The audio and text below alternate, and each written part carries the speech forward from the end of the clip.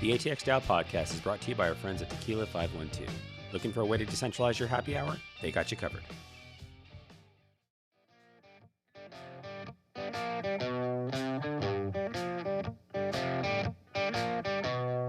Welcome to the ATX DAO podcast, the hub for exploring the forefront of blockchain technology in Austin's Web3 community. We connect you with innovators within ATX DAO and beyond as we venture into the world of decentralized technology. So crack open a beer and join us for a front row seat to learn about the innovations and trends shaping our digital future. This is the ATX DAO podcast. Welcome to the ATX DAO podcast. We are excited to have with us another DAO member today. Jenaro, welcome to the show, man. Glad to have you with us. Thank you. Thank you very much for having me here. Like, I was really looking forward for it. Yeah. Firstly, we got to give props. We got to give the flowers to the flower shirt that you're wearing. Yes. You know, we've been talking about it before in the pre-recorded session here, and it's like a dope-ass fucking shirt. Like, dude, I'm giving you flowers to your flower shirt. It is an awesome shirt. It is a very approachable shirt. If I see you walking around in that shirt, I'm going to go talk to you. Yes. Exactly. And I think it's always been a topic because, again, people think they have flamingos on it, and it's not flamingos. I thought it was flamingos too. I was, as he said, flower shirt. I was like, "Are you sure those aren't flamingos?" Yeah. I'm like, And then, I mean, yeah, if you hang out in Austin, usually on all these different type of events, you want to stand out in a way. So I love wearing tropical shirts, pretty much. No, I feel like definitely, like you said, like if my car broke down in like a backcountry road and I saw you as a hitchhiker just walking around, I'd be like, okay, I'm going to ask this guy for help. Not like run the other direction. Like, that's a nice shirt. That's like a, hey, let me help you kind of shirt. Yeah, pretty much. You know? So it's very much a great shirt. I just want to say that, you know, cool. Shout out to your shirt. Thank you. You know? Thank you. So I would also like to shout out, Ash, your clothing today. You came in a blazer. Oh, dear God. I've never seen you dressed up so officially. Yeah, I know. It's kind of like funny. Like, my wife actually didn't let me go out of the house today. Normally I wear like whatever, right? Like it's like Henleys and like jeans are my like go-to. And in the summertime, I love wearing flip-flops. But my wife's like, no, you have to wear shoes because you're being a grown-up now. And then like now she's like, you can't wear holes with pants. You can't wear pants with holes. So I have like that. And I had like a bunch of meetings today that I had to take. It was grown-up meetings for the startup and some other stuff. So it's like I had to put on a blazer. It was super awkward. It is awkward because, I mean, Austin has always been a very laid back in terms of like your clothing options. Whether you're going to any type of meetings, it's crazy when you, I mean, sometimes I show up like this to a meeting. I'm like, why not? But yeah, the wives are kind of like look a little bit more like you have to dress up because I'm hanging out with you. Yes. Yeah. That's what she says. I feel like they have this hive mind intelligence, right? Well, like where we're like little kids. We're like little kids. Yeah. And the same way they dress up our kids, they dress up. I mean, trust me, most of my clothing options are picked by my wife, which is great. To worry about it. But like for me, it's just like I just say, babe, as long as it's Henley and this pair of jeans, like you can just buy the same thing. Because like I'll just wear the same clothes like over and over again. Same. And I'm like, I just want consistency because I don't want to have to spend even like a single neuron fire in my brain in the morning to be like, oh, I have to pick these clothes. I have a choice of clothes to make. Like I'll be like, okay, black Henley, gray Henley, white Henley, black Henley. Great, I can pick one of these three. I will do just a robe every day.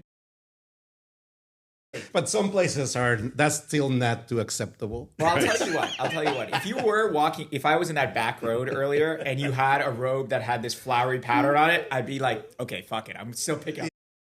You know, that's what it is. Yeah. With this kind of vibe, I'm like, bro, this is hippie Jesus right here. Awesome. I love it. So Jenaro, given this your first time on the show, would love to just kind of learn a little bit about you, maybe kind of share for anyone listening kind of some of the stuff that you're working on currently, and we'll kind of see where conversation goes from there.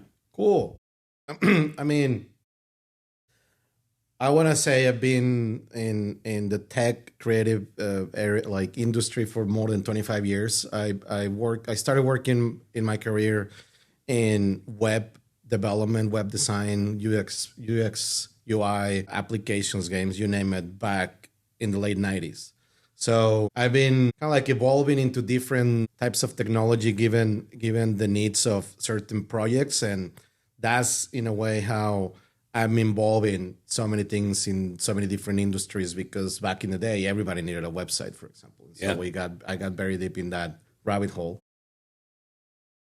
changed, and right now we're seeing that they're going to change a lot. So my background is more like creative technologies. So and that's the other reason I got involved with ATX DAO, when I started to kind of like learn about the technology behind blockchain and Web3 and all of that. So in my line of work and the stuff that we do most of the time was working with creative agencies or ad agencies, and they will come to me to kind of like figure out how to do stuff. Like, hey, we want that shiny thing, figure out what we need to do, and then build it for us. So, because usually they're more in the creative side of things, and I'm more in the development side of things, whether I do it myself or assemble a team or lead a team to build it. And yeah, I mean, I really got excited when this whole like more of digital art and blockchain and all these new things that you can accomplish with this type of technologies is what draw me into become a member at ATX DAO, be more active in that community as well. Yeah, for sure. Now were you in the Zilker round or were you in the original? No, I was in the Blue Bonnet, like the one that was last couple of years. And I was involved in the design and development of that particular NFT, like together with Caitlin. She kind of like gave us the drawings of these characters, and me and my team, we turned them into 3D assets and build this designer tool so where you can change the color of the background and the eyes and the legs. So it was a very cool creative project for us, because when they were thinking about doing this new round, they wanted to kind of like take it up a notch, and they contacted me and we started working. And I already been involved with ATX DAO with the first pitch competition. Yeah. But that's how we continued to work together. And that's when I joined pretty much at the same time. Because I wanted to join before, but there was no open round. Wait, were we part of the Blue Bonnet round? Yeah, we're the same cohort. Oh, dude, we're the same class. Yeah, That's awesome. yeah. I feel like Blue Bonnet is like the class. I know the founders are very proud of being the founders, and we appreciate them. They made all of this possible. Yeah. There's a lot of cool people in the Blue Bonnet round. I agree. I feel like the DAO really hit its stride starting from the Blue Bonnet round. I think it was a great timing. It was again, part of like the industry is growing, and Austin has always been like a creative hub. And when I say creative, I'm talking about not just design, but also technology and entrepreneurship and all of that. So it's a great community where it was inevitable to have this community of enthusiasts and professionals and people that didn't know anything about it yet and they want to learn about it. So it's always good that you join the right community for it in this city, pretty much. Yeah, I think that time was also pre-FTX, right? Yeah. Yeah. I think it was pre-FTX. Our round? Yeah. I think we were after. It was after. Really? Yeah, I think maybe applications happened pre-FTX, but I think we minted afterwards. Because really? Definitely was a lot poorer when that. Oh, really? Okay. Well, like, I don't know. I just felt like the vibe was like great. Everyone that I met at that event and then talking to everybody, it was just cool, man. And it's like also like, it's just like repeat touch points, right? Like, it's like the thing is, it's like, how many times have we all met each other? I honestly did not know that we were part of the same round. Here it is. You know, because it's like we see each other at like 700 different things. And it's like we're all talking about those events or like what's going on in our lives. And it's like this little factoid, it just escaped me. And like now it's been uncovered in this long form format to have a discussion. So yeah, and I think it's a great way to kind of like start learning more about the other members, right? Oh, yeah. Like open it more than doing random events. I think that there should be a point where we highlight the members, or although I know that in this community, some people don't want to be highlighted. They want to remain anonymous. But I think that I see ATX DAO from a different perspective, where it's more of like the professionals of the industry and the businesses that want to build in this space. Yeah, I still think that you can be an anon and then still be, but like it's still great to share your story, but it's like you can still be anon. Right. Yeah. Because it's like, it's good for other people to understand like the pluses and minuses, the peaks and valleys of your journey or whatever. And that's like good, right? From like a founder perspective, it's like, we're all startup guys here. The reality is like, it's always good to talk to other startup guys and like people who are going to come into that world, because like there might be a lesson that escapes you, and they will just give you that lesson in like a 5-minute conversation instead of you spending 5 months trying to learn that fucking lesson. It's just like, it's just always good to know that the kettle is hot before you fucking touch that thing. Right? Yeah, pretty much. I mean, we still have to learn the ways the hard way. Oh yeah, of course. But it's great. Like it's kind of like speaking of FTX and all those ups and downs. Like, yeah, we wanted to launch a more aggressive creative studio at the time. It's kind of like, but we have FTX. Like like yeah. So yeah, it's just building in hard mode. Yeah. It is, but I feel like that it's like kind of good, right? It's like it's really funny where both of you didn't go to Vegas, right, for BTC Vegas, but you're coming off the hot off. Do you mind sharing the Avalanche Summit? Yes. Yeah. He went to visit our colonial cousins in the UK. I did. Yeah, I did. Yeah, it was really a great experience there. So both the conference and the hackathon afterwards. Yeah. I mean, I just feel like the vibes are different, right? Like that's what I'm trying to say. Like, like the whole thing is like after the FTX thing, anyone who was around and was like in the community and like building, like, they're like real. Yeah. Like, because they're like, everyone was just like, hey, I'm still building. I wasn't affected or you were affected. It's only two. It's not like, oh, I was kind of affected. No, like you either got wrecked or you just got in. Right. And you're like, fuck that shit. I knew that shit was a Ponzi. I didn't even put any of my money there. Right. Like that, one of those kinds of categories.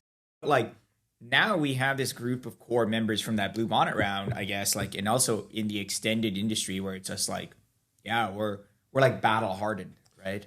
Yeah. We know the grifters. We know the people that are like, yo, like this shit is going to blow up fucking terribly. Like I need to get my money out before, you can see trends early, which is kind of a good thing. Yeah. It's fun. It's never a boring day. Yeah, that's true. For sure. So you're one of the ones that's actually put together the pitch competitions, at least the last couple of them, maybe all three. Yeah. And so I would love so we've kind of talked about the pitch competitions before. We've had some of the folks that have been on the pitch competitions on the show, but just on the building side. So I would love to kind of get some behind the scenes, like what all does it take to make an operation like that happen? Because that's a big way that a lot of people know ATX DAO is the pitch competition, and just kind of anything that you would share around like putting something like that together. What does that take? What's your experience with it? Well, I mean, definitely the pitch competition was what drew me to contact ATX DAO in the first one. And the first one, we participated as sponsors. We were building a NFT awards or trophies or certificates. So we thought it was a great opportunity to say, okay, the participants, the winners should get an NFT as a certificate of the award.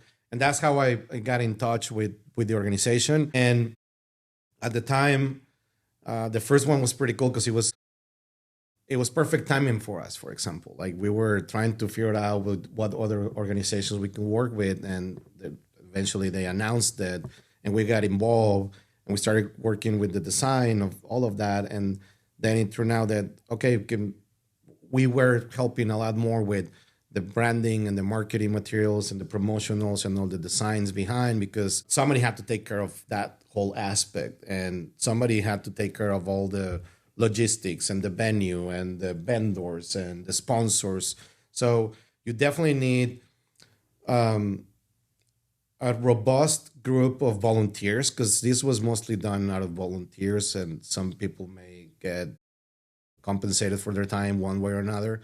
But most of the work is volunteers. And even though you need to have a big team, so everybody's in charge of a different aspect of it, but at the same time, you have to have a leader that doesn't necessarily become a battle between everybody, like who wants what and who likes what, and have somebody that more executive decision to say, hey, we're doing this and let's just build it, rather than spend time on figuring it out, what everybody likes, right? So I think from an organization perspective, the 3 times that we've done it, the second year, I got way more involved because the first one was a great success for the organization.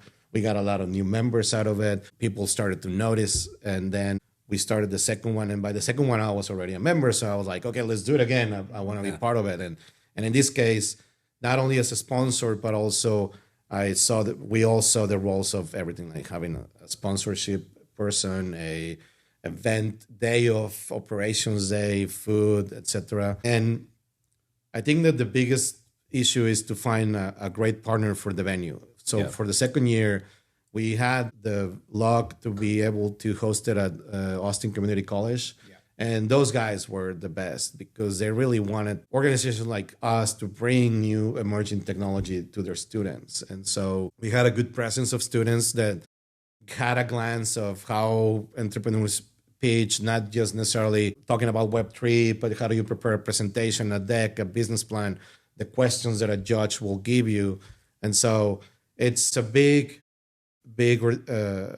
job. And then the last one that we did, it's always kind of like we started late on the second one, and for the third one, like, hey, let's start right on the summertime. So we started working on everything on the summertime, all the branding, all the promotionals, the arrangement with the venue.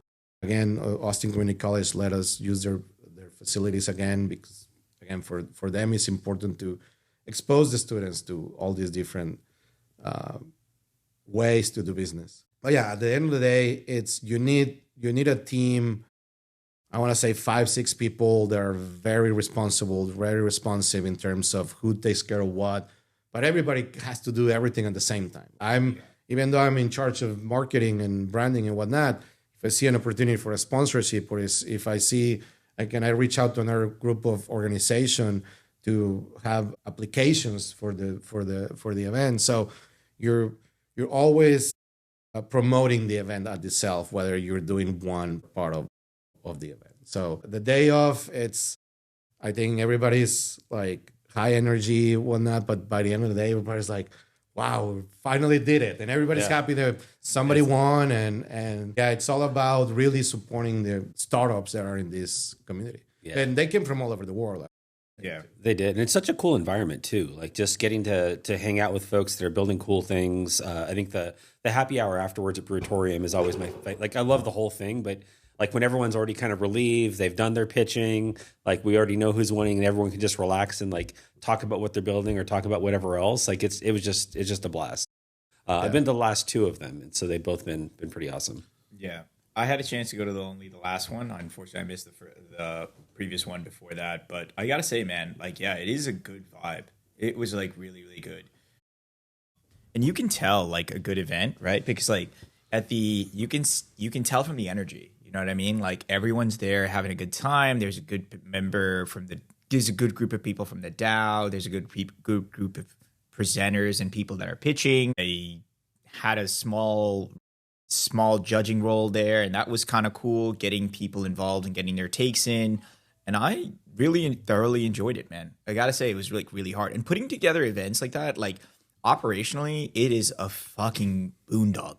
So it takes a lot of energy. So, I mean, kudos to you and the team and Robert, his wife, and everyone else. Like, this is amazing. You guys, I'm not saying a lot of names here, but like, you guys did a great job. You guys know who you are, and you guys did a great job. Yeah, and again, I think it's that aspect of the DAO where we're trying to support the businesses that are building in this area, in this community, and trying to connect them with each other. And then there's a lot of support from all the sponsors that they really make it happen, because it's because of their support that we can give away this prize, that we can entertain all these people. And yeah, definitely. I mean, I don't know if Roberto is gonna like that we're gonna announce it or not, but we don't know. We're thinking about adjustments for the next one. Definitely, probably different date, different format. For the same reason that the format that we had for the first 3 years, it's exhausting the day of, for everybody, and throughout the whole time. Because, I mean, starting in June last year or July, I don't remember exactly, but it was the summertime. We started like our weekly meetings. Oh, wow. Yeah. What are we doing? How are we doing it? The look and feel and design. And there's always something, now can we try that because it's cool? Yeah, let's try it. But it starts to eat up a lot of everybody's time at the end of the day. And again, like this is more of like everybody's volunteering their time. Yeah. Like I really feel like leading up to an event like that feels like it's a product rollout, right? It really feels like a product rollout. The way you describe it, like it just like all I'm hearing is just like, okay, we have weekly meetings. we iterate on product, we go back to the product, like the drawing board, make it better, we have stand up, then we go back and do this again and improve it. You just defined like basically our workflow to get like a big like functionality or efficiency out in terms of our technology stack. No, it is, because it has all these different components that somebody has to make sure that those components get created for whatever reason. Yeah. And I think that that's in my background. Most of the time we're working on custom solutions that never been done before. So we have to learn in the middle of it, or we have to figure out new stuff, or we have to create our own new stuff. And that creative, it's what really gives us the opportunity to say, hey, we can still do whatever we want. We just need to make sure that it works. We kind of like, I think that we nailed that small, like simple formula of we have a calendar to start promoting, to start talking to the sponsors. Like, do we announce it without sponsors? That's the whole thing. Well, I mean, whatever you guys do, I'm excited for it. I mean, like in the short term, I know we have the party coming up for the new members, right? We just finished new member onboarding, which is fucking great. You were part of that too, right? Yeah. Dude, you're like fucking everywhere. Okay, so like tell me about that process, because I had nothing to do with that. I think both of you were involved in it, right? Yes. To a certain degree. So like, please data dump. How does this work? And who did we let in? Yeah, so we have, I want to say around 25 new members coming on board. Oh, wow. So the mint process is still underway. I don't think it's released yet. I think it's happening this week. Oh. So at time of air, it's probably already happened in the past, but as the day that we're recording, it's not happened just yet. Okay. But it was great. So we had a lot of folks come from all different places. We actually had some folks from the pitch competition apply to be a part of it. So that's cool. Both participants and attendees. So that was great to see. I know at least one of the folks that actually both of us chatted with is going to be coming on from there. Okay. And so we won't name that person. We'll whenever they join, we'll bring them on the show and they can tell us their story. Well, I'm excited. But yeah, so we had quite a few folks that came on from that, and yeah, so there was an application form. We had one-on-one connects with every single person that is going to be a part of the DAO. Oh wow! And so just kind of give them a sense of kind of what the DAO is, what opportunities they have to be a part of it. So that was been really, really nice. And then we've already had some connects. So we had that happy hour a couple weeks ago where they came in. But yeah, so they do get the opportunity to kind of point back to some of the work Renado's doing. So they'll get to actually customize their NFT, kind of like we did. So great art for that. They get to choose a lot of the different traits. And then whenever it's time to mint, they get the one that they chose. That's awesome. Yeah, so we're doing kind of like the same process of like interviewing everybody. And again, I think that we're in a space where we want to have legitimate people in the community that are part of the community, or they're gonna add value to the community at the end of the day as well. Yeah, I guess ultimately it's like a matter of like curating the culture, right? So like we have to have the right kind of vibe of people that are in here. And then, of course, like it grows into a new thing itself, right? Like the culture it's not a monoculture. It will evolve and turn into its own thing. But you need to have the right parameters to be part of that soup to basically make it, right? I got to ask, how many people applied this year? That is a good question. I don't have that off the tip of my tongue. I want to say there were about 35. Yeah, about 35, 40 that applied after the interviews. You wheedled it down even further. Okay. Yeah. Oh, wow. Yeah. And part of it, too, is just kind of getting a sense of, like, what are they looking for out of the DAO? Sometimes, folks are used to there's lots of different kinds of DAOs out there. So some of them have different goals than we do. So getting that opportunity to have that one-on-one chat about what we want to accomplish with the DAO, what opportunities they have, contribute, those kinds of things. It just kind of helps everyone get on the same page, and we'd figure out, are they right for the DAO? Is the DAO right for them? That's cool. Yeah, so like I guess this pod will come out like after the new member event, like the shindig, the soiree. But like I'm looking forward to that, like off the record. I guess on the record, considering it's on a podcast. Off the record. What do you think's going to happen there? Yeah, exactly. Yeah, like, please. Whoa. Yeah, I'm like, there's gonna be coyotes and Komodo dragons and unicorns and all kinds of. Let's just say the ranch water is gonna flow freely. There you go. No, but like I really am excited. I'm excited about like meeting this new group of people that are coming in, and obviously catching up with people from the DAO as well. It's like an excuse for us to all hang out together, and then also meet the new class. I'm sure there's going to be like new kind of connections and new like new cultures being formed. Sorry about that, guys. So we started to introduce a new segment to the podcast. So we do a dance break. So that was what that was. So Yeah, exactly. It's me just doing the old man two-step here. No, but this is exciting. So like, what else is new? Tell me about like, how was the conference? Like, I'm really excited to hear what happened in the UK. Yeah, no, it was amazing. So I was there for 8 days.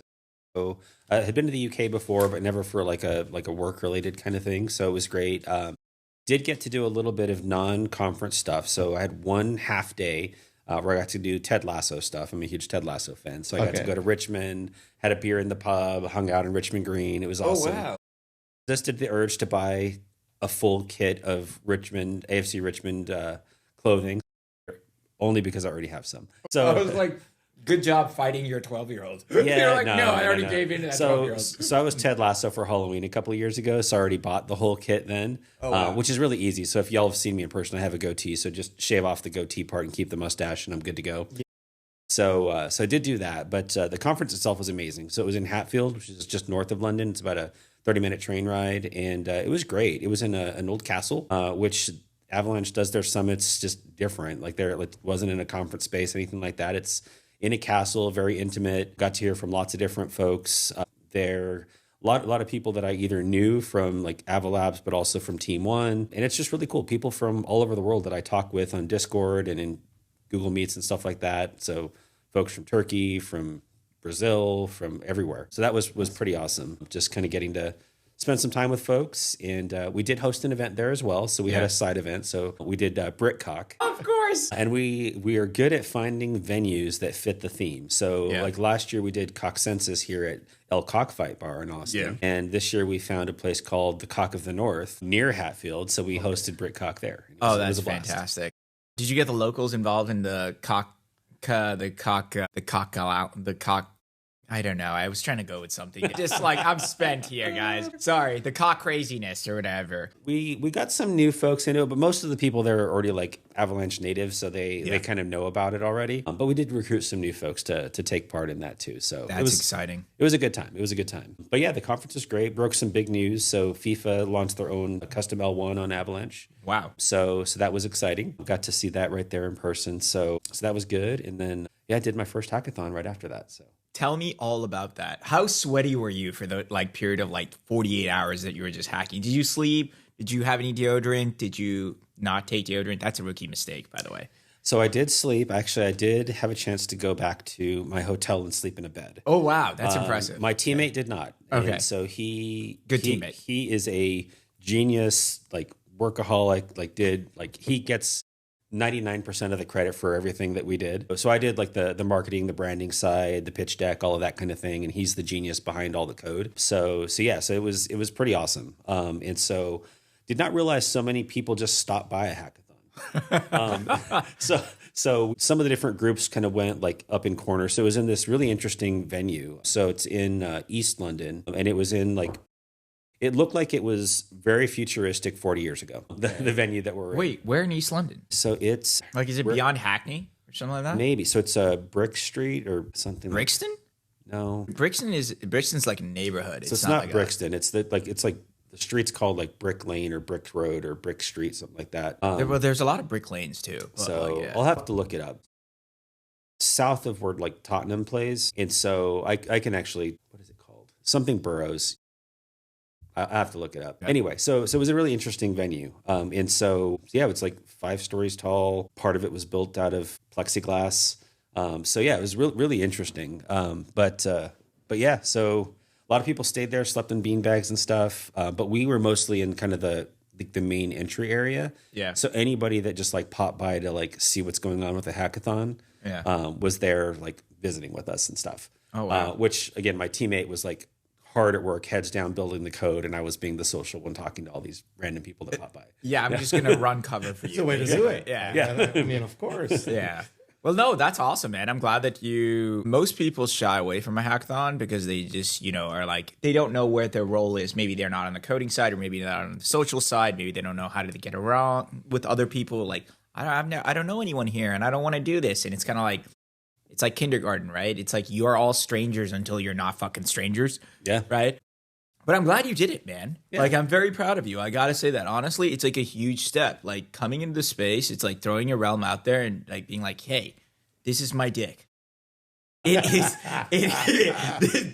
it is odd and hangs awkwardly does a 75-degree turn at this point. But it is my dick. And I'm here to build, you know? And that's a cool thing. So I'm happy for you. Thank you. That's awesome. Good times. When was the last time you did a hackathon, you know?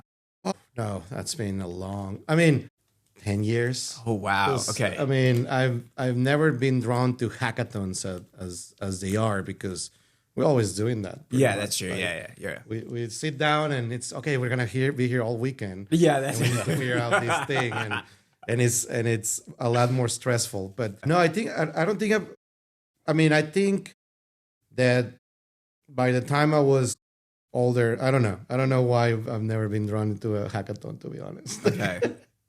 Yeah, I mean, it's been a little while for me. I need to jump back into the fray of things. But like you, like I agree. Like every week feels like a hackathon, and the weekend is like when I get to like work on my fun projects. So it's like I only have 48 hours to get this out, so you gotta work like fucking mad to get all this shit out, you know? Yeah. Like, and it's just like, oh shit. But the cool thing is like then I don't have to like spend time writing stupid shit on documentation and papers and schemas and all this garbage. Like I'm just gonna write whatever the fuck I want. And it's going to work or not work. Well, you make it work or not. Yeah, exactly. Does it work? Doesn't work? I mean, but yeah, it's just hard to spend time in that type of like competition for us. Yeah.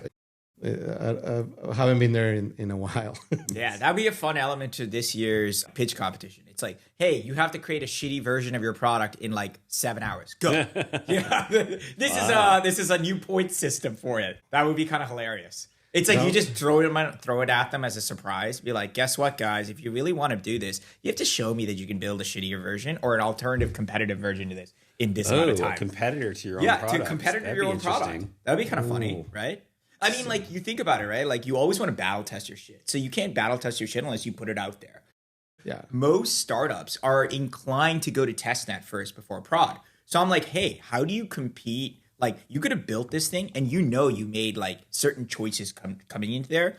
So it's like, okay, what if I just took this alternative path and I can battle test it against that? That way you can compare and contrast. You can call it like an evil twin test. Yeah, exactly. Like that, where it's You can see which one is better. And also you can evaluate your choices better. I mean, like, I look at it as like, I think that could be an interesting thing. I don't know. It's just a dumb thing. Like I said. It's very intriguing. I like the idea. Yeah, it would be kind of funny. I think they would be fucking pissed. They'd be like, bro, I just came here to pitch and have a bunch of fucking beers. Not whip out my laptop here and then rewrite all this code base. Yeah, it's hard because usually pitch competitions, you're talking to founders that probably are not the technical like partners of the product or they're just focused on the pitch pretty much. And I think it will be either one or the other because of that, because I mean, you're not gonna bring the whole team to the event or call you like. Yeah, but you could preface it by being like, "Hey, you need to have a technical co-founder. It would be wise for you to have a technical co-founder present." You know, and they'd be like, "Well, why do I need my technical co-founder present?" And then if they just roll the dice and show up, and be like, "Guess what, guys? You have to build a competing version of like this one aspect of your product. Maybe it doesn't have to be the entirety of the product. Maybe it's just like one repo in it, right?" Well, it will get too technical, to say the least. Yeah. But I think it'll just be a fun, like, curveball. Very fun curveball. Yeah. But it would be madness, that's for sure. Now, at this point, like maybe by next year, would you just vibe code it? Yeah, you could just vibe code or it. that could be the competition where like, okay, you have your product, sit down, you all have 20 hours to build it using AI, and we have a team of experts that can guide you on the prompting. Exactly. Instead of having like a full development team, it's more like, okay, I got stuck here, and we have a team of experts that are going to unstuck you from that situation. I know a bunch of vibe coding like pros that we could get in and ML pros to get in. No, but the thing is that the founder, whoever's pitching, is the one who has to build. Yeah, it. I agree. Yes, that's the perfect thing. Sitting down in there it doesn't work or it works. The cool thing would be like in this case, like they could basically, you could understand if your product has a moat or not. right? Like, so if someone can build your product in like less than 20 hours, I'd be like, bro, like this could be a great thing. But that just means that someone else could like basically compete against you from a code base level to a marketing level. Well, there's no more code based level at this point. Like, well, I mean, the competition is off. Yeah, but like this would be an interesting kind of element. I love the vibe coding thing. It'd be kind of like a good curveball, just like, because you have to rebuild your product. Because I mean, we're focusing on companies that really need the funding, or in other occasions we focus on the companies that are like really more evolved and like winning because of the points. I think that a nice curveball will be where it has to be a blockchain powered idea. Oh, of course, to start with, and there's no AI category. It's more like you don't have anything built. You're gonna come here and sit down, and you're gonna try to build that vibe code or whatever it's called using AI. And at the end of the day, not 24 hours, like because it's one day thing. If whoever comes up with the most like the thing that really is working gets to keep the money, gets to win the prize rather than numbers and presentations and decks and whatnot. Like you're gonna sit down with an AI entity or an AI, like we'll figure out what tools we get you access to. I think that's what we're gonna do. I think I like the idea because it's like it forces that element, right? Because like we had like different categories this time where we were talking about like, hey, you have an AI category, and I was sitting in that category and listening to these guys pitch, and I'm like, okay, I'm writing down all these points. This is great. I couldn't like judge one of the competitors because like I was supposed to be one of the mentors, and they're like, okay, guess what? You can't write fucking the points for this mentor, like for this company anymore because you were the mentor. I was like, okay, great, but like. This would be a fun way that all the projects get that ML score, that AI score based on their vibe coding ability, their ability to use any kind of tools to help iterate their product even further or battle test their product or build a competing product and then see really what's there. That'd be kind of fun.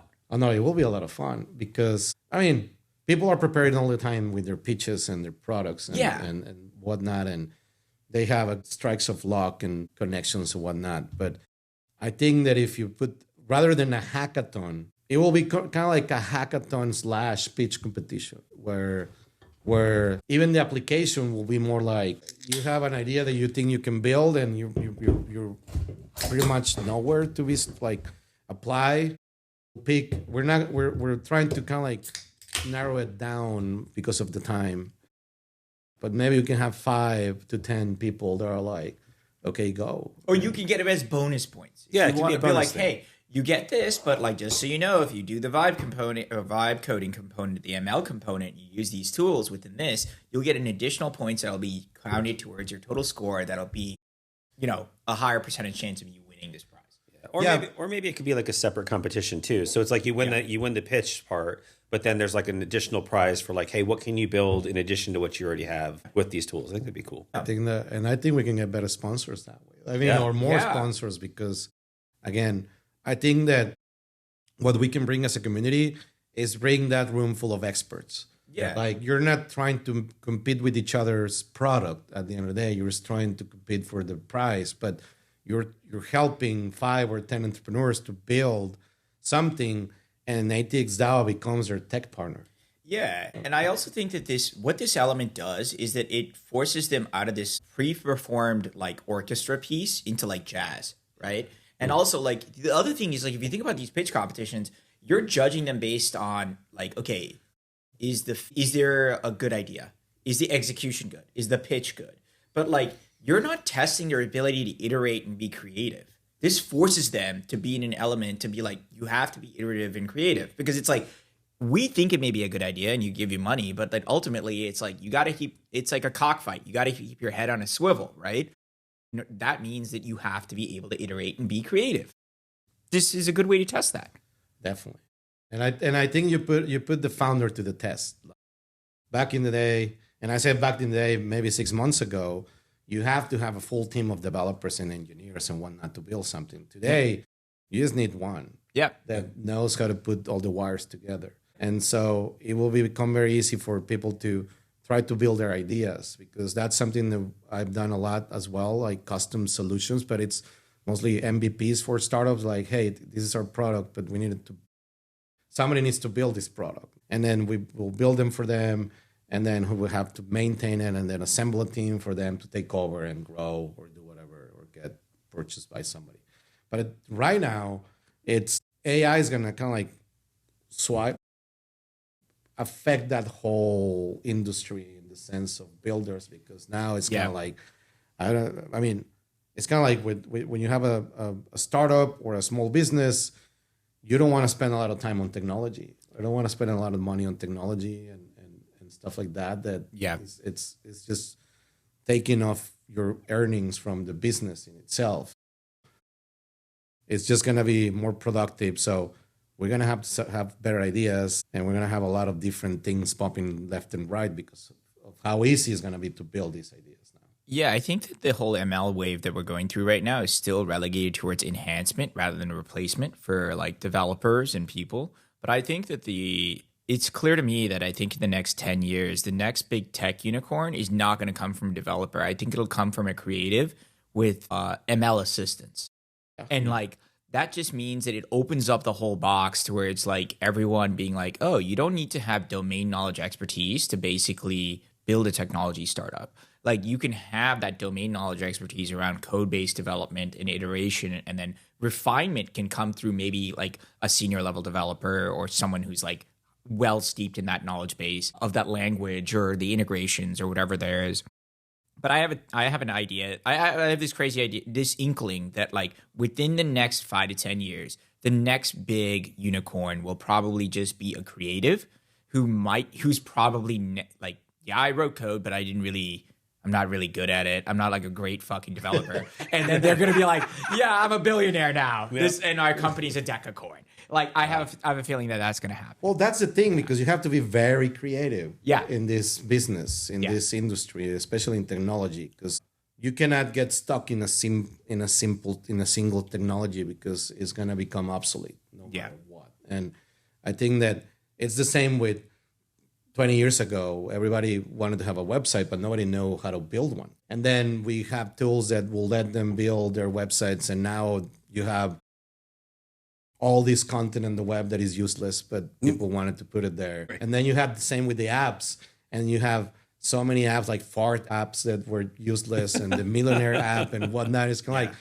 okay, we're giving tools to everybody, but are we really going to utilize them for the right purposes, or are we just going to do memes for a living? So I think that definitely this is going to be one of the biggest changes that people are not grasping just yet. Because when we grew up, technology was the career of the future. Right now, technology should be the last of your worries for whatever career. You just utilize the technology for your advantage. Whether you're a doctor or a lawyer or a designer or whatever, it's like, I don't need to go through thousands of pages. I just like, hey, find me this, and boom, that's it. And it lands on your house the next day. Yeah. Yeah, man, it really is a glorious era that we live in. Yeah, because we were able to see all the different evolution of what's going on with the internet these days in general. Because at the end of the day, everything runs on the internet. So it's kind of like we're relying on old technology, but we want the next big thing. And that's still running on the same rail that it's been for many, many decades. So I did find the neighborhood that it was in. So I'm probably pronouncing it wrong. It's Spitalfields. Oh, I know where Spitalfields is. Okay, yeah. Yeah. So yeah, that was where that was. Then I was staying just south of Hackney. Oh, shit. Okay, cool. Yeah, I used to live in the old Bethnal Green area. Okay, nice. Which is like, it is East London. It's kind of close to Hackney. Nice. Yeah. But that's a nice part of town. Yeah. No, it was cool. I hadn't spent time in that part of town as much. I've been like King's Cross area and then like a different trip, like the touristy part. But yeah, of course. Yeah, you did I went to the fucking station. I did the Harry Potter thing. Of course I did. Yeah. I know you did. You don't have to tell. I don't even have to see the photo. I can see you in like your Gryffindor garb and your glasses. And then he's like, look, I'm going to platform 9. What is it? 9 3/4 or whatever? Yeah, that's what. So I'm not a Gryffindor, by the way. So I'm a Ravenclaw. Oh, there we go. Of course.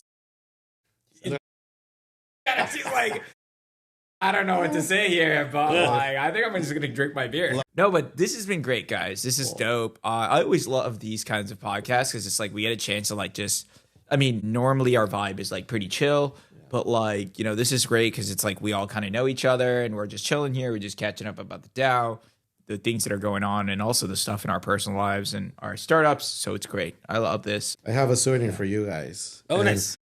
I'm gonna. That's awesome. It's a magnet.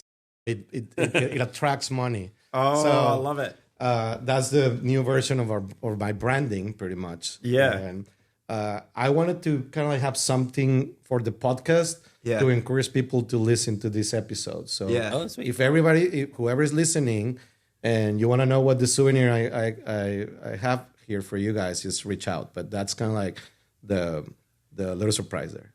That's awesome. Why does it vibrate? Oh, put it on your chest. Yeah, that's what it is. That's what it is. It's meant to be only used externally. not Externally, yes, but it will make you feel like a magnet.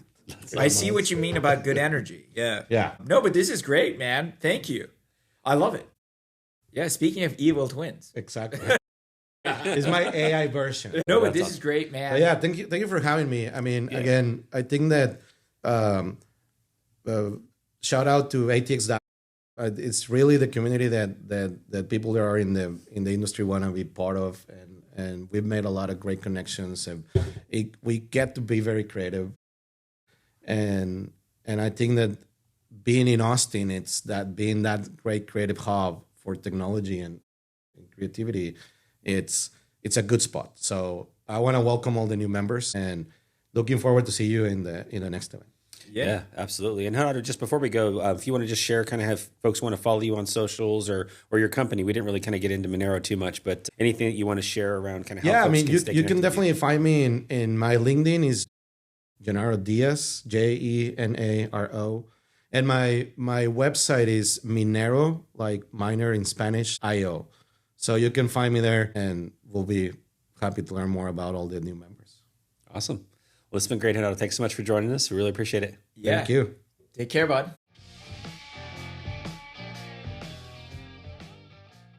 Thanks for tuning in to this episode of the ATX DAO podcast. If you like what you heard, please rate, subscribe, and share the podcast with your friends and colleagues. To learn more about ATX DAO, visit us at atxdao.com and follow us on X, Farcaster, and LinkedIn at ATX DAO. Thanks again for listening, and we'll catch you in the next episode.